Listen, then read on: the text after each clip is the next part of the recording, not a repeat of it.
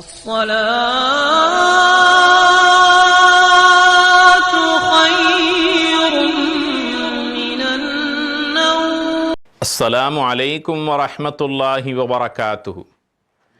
ஒரு நாள் பொழுது ஒரு கிராமவாசி 4ஆம் ஹலீஃபா அலி இப்னு அபீ தாலிப் ரலியல்லாஹு தஆலா அன்ஹு அவர்களிடத்திலே வருகிறார்.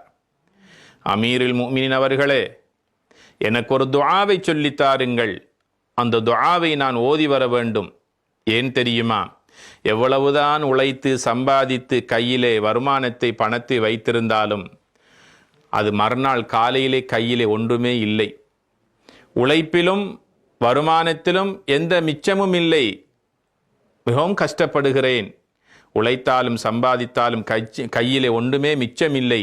எல்லாமே அப்படியே போய்விடுகிறது. எனக்கு ஒரு துஆவை சொல்லித்தாருங்கள், நான் கேட்க வேண்டும்.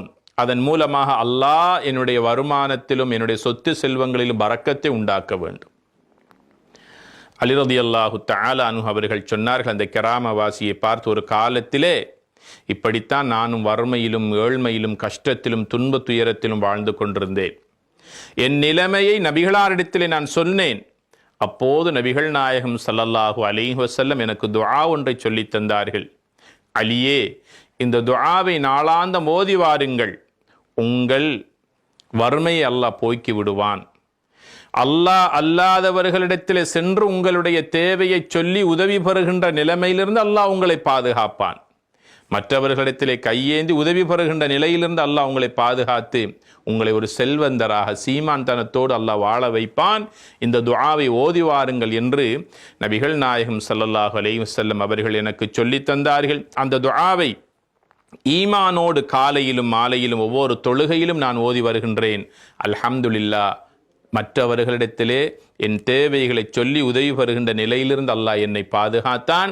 அந்த துஆவை நானும் உங்களுக்கு சொல்லித் தருகிறேன், நீங்களும் ஓதி வாருங்கள் என்று அலி ரலியல்லாஹு தஆலா அன்ஹு அவர்கள் அந்த கிராமவாசியை பார்த்து இந்த துஆவை சொல்லிக் கொடுத்தார்கள்.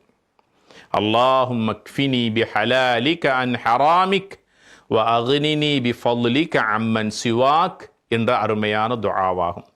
இந்த துஆவை நாமும் ஓதி வருகின்ற நேரத்தில் நம்முடைய வருமானத்திலும் வருவாயிலும் அல்லாஹ் பரக்கத்தை உண்டாக்குவான். எங்களுடைய பொருளாதாரத்திலும் குடும்ப வாழ்க்கையிலும் வியாபாரத்திலும் அல்லாஹ் மென்மேலும் செல்வ செழிப்பை உண்டாக்குவான்.